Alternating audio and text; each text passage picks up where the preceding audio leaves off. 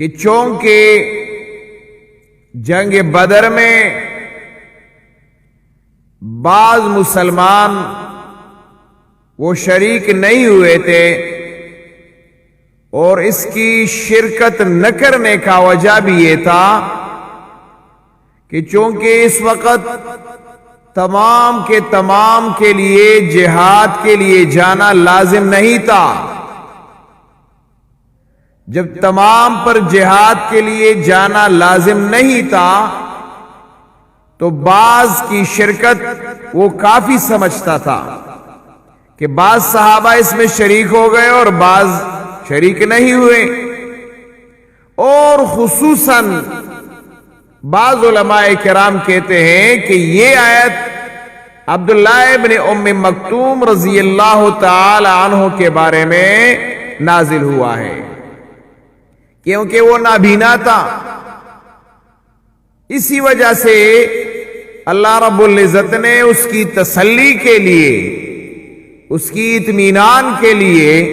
کیونکہ وہ جہاد کا شوق رکھتا تھا، اللہ کے دین کے لیے قربانی دینے کا شوق رکھتا تھا، لیکن اپنے معذوری کی وجہ سے، نابینا ہونے کی وجہ سے وہ جہاد کو نہیں جا سکتا تھا۔ اسی وجہ سے وہ غمگین تھا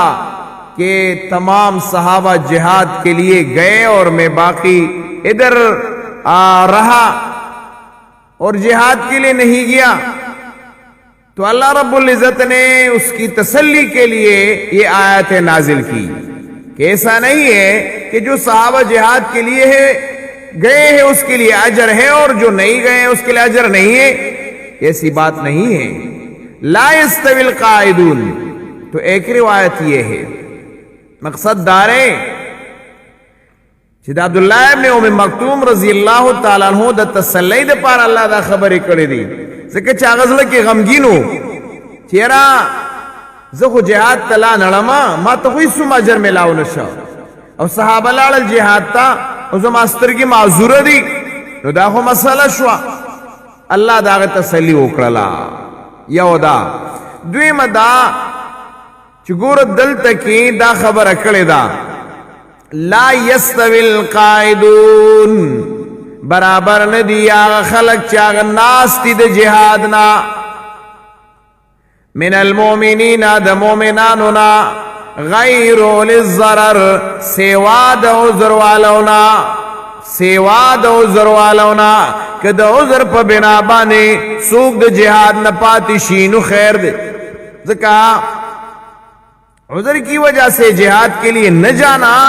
یہ جائز تھا، کیونکہ قرآن خود کہتا ہے لیس علی الاعمی حرج ولا علی الاعرج حرج ولا علی المریض حرج، لیس علی الاعمی حرج، نابینا کے لیے کوئی گناہ نہیں کہ وہ جہاد کے لیے نہ جائے، لنگڑا جو ہے پاؤں پہ جو معذور ہے اس کے لیے بھی اجازت ہے کہ وہ بھی جہاد کو نہ جائے، ولا علی المریض حرج، اور وہ جو بیمار ہے اس کے لیے بھی شریعت نے یہ اجازت رکھی ہے کہ اس پر بھی جہاد فرض نہیں ہے۔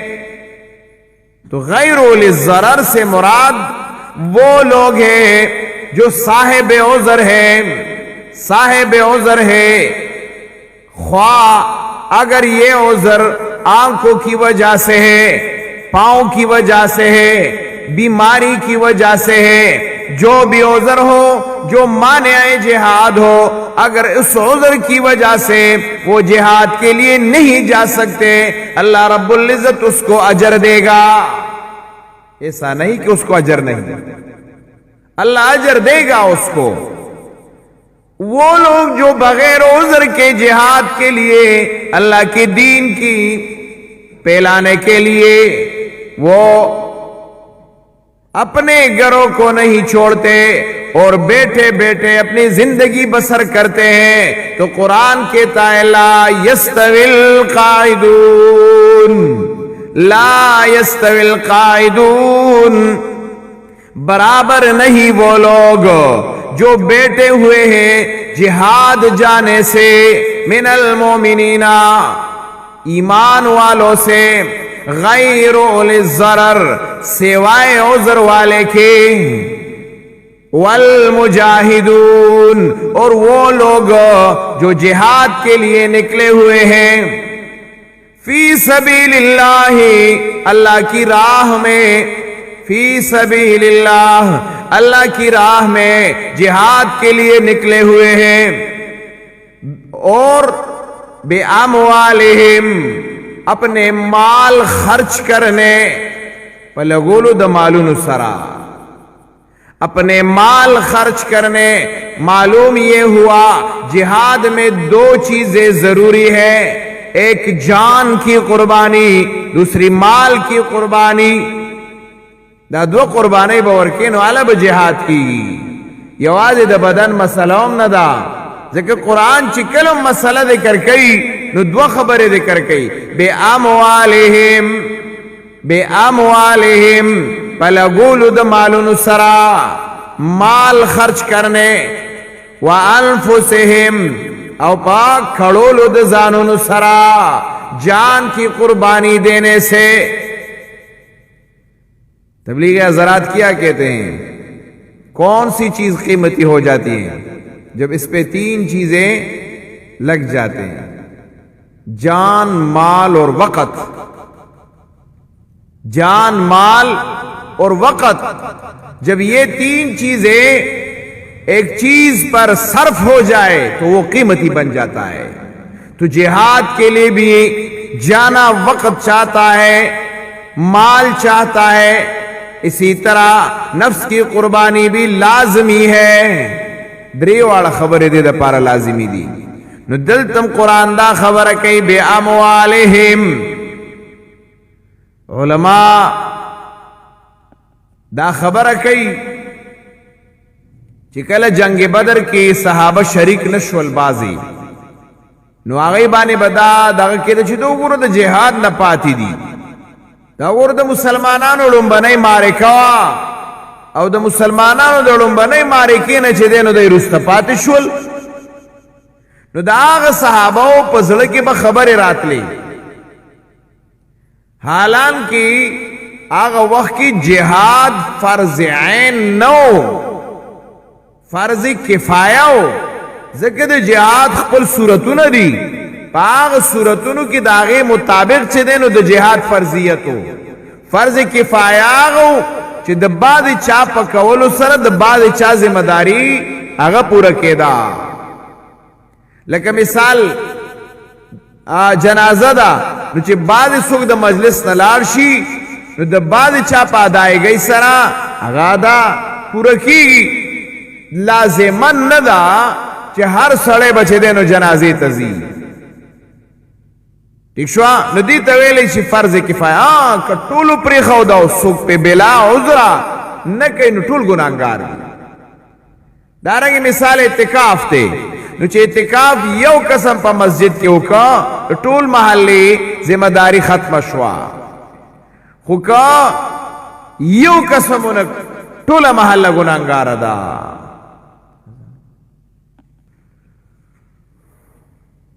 उलमाए किराम दलते यौबल खबर आगा दाम कई चे बिला उज़्र शरई, बिला उज़्र शरई द दीन कार नकवल दा सबब इताब और सबब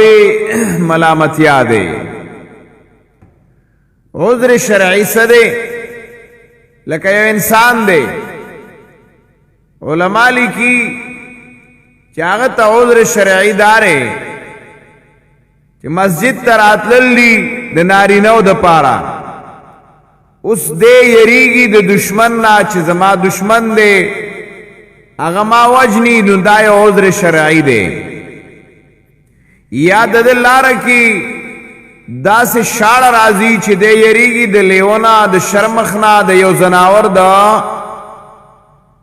हमले न यरीगी दा उज़्र शरई दे। यादे पखपोबा ने गोड़ दे یا پسترګو باندې ړوند دی چې د تلل نشي کولی یا بیمار دی مریض دی چې د راتلل مسجد ته نشي مثال لته دا پیش کوم د عذر شرعي نو چې د عذر شرعي هغه وجود نه او بیام د دین کار عبادت نه کې دا سبب عتاب دی بارانو جناب رسول الله صلی الله علیه وسلم اعلانو الا صلوا فی رحالکم عذر شرعی وجه سوا چې جمعات مسجد کی د سجدی لګولو ځایم نو ټول خاطه خاطه نو نبی علیہ السلام اعلانو کو عذر شرعی دې مرازي عذر شرعی د وجنا د دین یو کار کستان پاتشي نو خیر دی عذر شرعی نشتره نو بیا د دین کار کول او عبادت نه کول دا سبب دا عتاب دی او سبب دا عذاب دی دارنګي علما دا خبره کوي قرآن دی د جهاد مسله دا د دعوت او د تبلیغ مسله دا تا ته عذر شرعی دی آغا عذر شرعی دا وجنا کته پاتې شوي او ستانه پاتې شو نو هغه باندې ته نیولې نه او کدا عذر شرعی نشتا نو بیا د دې بلازمن هغه ستانه تپوس کیږي چیرې تاولې کړي نه داسې دی ولې نه دی کړی نو قرآن فرمایي لا یستوی القاعدون من المؤمنین غیر للضرر ندی برابر آغا خلق چاگا ناس تی دا جہادنا من المومنین دا مومنانونا غیر للضرر سوا دا عذر والونا اس کو معمولی عذر دے چاہتا چھوے منزو کا ارے جی جامع میں پلیتی دی کپڑے میں پلیتی دی جی نشم کولے بدا چل دے ارے جی اوبی اخی دی نو ایقتو له البرد تمرا خو یخی ندی چی مڑکائی دی اس کو گرمی مشتا نو دا عذر شرعی خو نه دی چې ستا جامع معمولی پلیتی دی بدلی که کنا پکور خودی مغول ندی راغلی دارنگی اوبه دی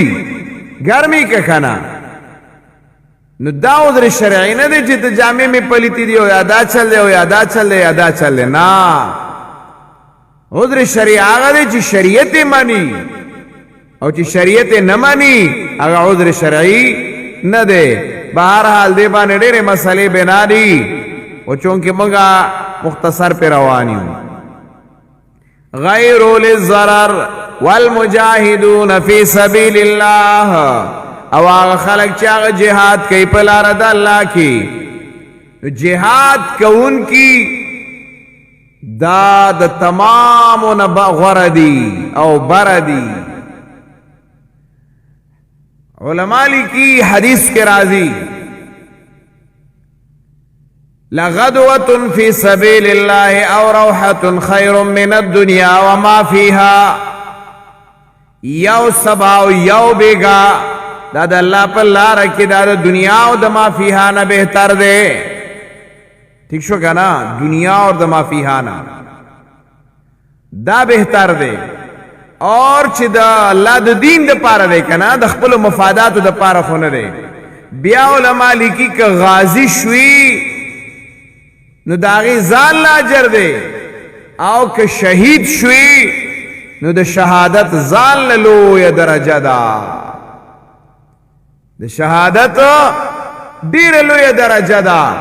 ډیره لویه مرتبه ده قرآن چې کله وګوري نو دمر د شهید ادب کئی قرآن د شهید دمر ادب کئی او د ادب په بنا باندې دا خبره کئی ولا تقولوا لمن يقتل في سبيل الله اموات موای هغه چاته چې هغه د الله په لار کې هغه وجلې شي چې دا دی مړه ورته مو آیا شهید ورته آیا ذکر شهید ډېر لوی مرتبه ده د دې وجنه به جناب رسول الله صلی الله علیه وسلم دعا کولا الله کمال مرګ راکې نو د شهادت مرګ راکې. خو باز خلک نه پوهیږي یا به دانا پوهیت یا د ماده پرستی د وجنې او یا به د جهالت د وجنې نو هغه د شهادت مرتبه ته نه رسی او هغه ته غلط انجام وای. الله اکبر. نه به پوهیږي هغه ته غلط انجام وای چې شهادت غلط انجام دی خراب انجام دی. جناب رسول الله د شهادت د پاره دعاګانې کوي کہ اللہ مال شہادت راکی. اور اذا سألتم فاسأل اللہ الشہادہ. نبی علیہ السلام فرمائی کله چې تاسو سوال کوي دعا کوي نو مرګ چې غواړئ نو د شهادت غواړئ. شہید کی جو موت ہے وہ قوم کی حیات ہے. د شہید مرگ دا د قوم ژوند دی. نو باز اللہ چالا د شہادت مرگ ورکی نو آغا د شہادت مرگ تا غلط انجام ویل دا ندی پکار. دا غلط خبر دا غلط سوچ دے دا غلط فکر دے چی د شہادت مرتبی تا تو غلط انجام ہوئے نو کے دیشی دا غلط جہالتی دا داغا ناپویتیائی دا داغا دا دین لروالی دا داغا دا زلالت و دا گمراہی طرف تا دا طلوع سببی چاگا دا شہادت مرگ تم چی دینو انجام بدوائی. دا نا دا پکار دا معاشرہ کی دیر غلط اثر پیدا کئی. دا معاشری او بیا آغا علماء چاگا شہیدان شوی دی نو دا غی پا شہادت بانے خبر کول یقیناً د خپل ایمان نلاس فینزل دی. کم سے کم د شہیدان علماء د شہادت پا بارک خبر کول یقیناً دا د مسلمان د معاشرے د زڑنو دردول دی. او اگه تا غلط انجام ویل دا د مسلمان د معاشرے د زڑنو دردول کئی. نو دا سے خبروں نے اجتناب پکاری. اور کچرتا بالفرض د زدو دینات پا مسئلہ کیوی یا د یو نور مفاداتو پا نتیجہ کیوی نو پاغیبانی سوچ و نظر ثانی پکار دا و داغی معافی پکار دا. اللہ دی زمانگ استاذ و معاشرہ دا قرآن و دا سنت مطابق آگا ہو گردائی.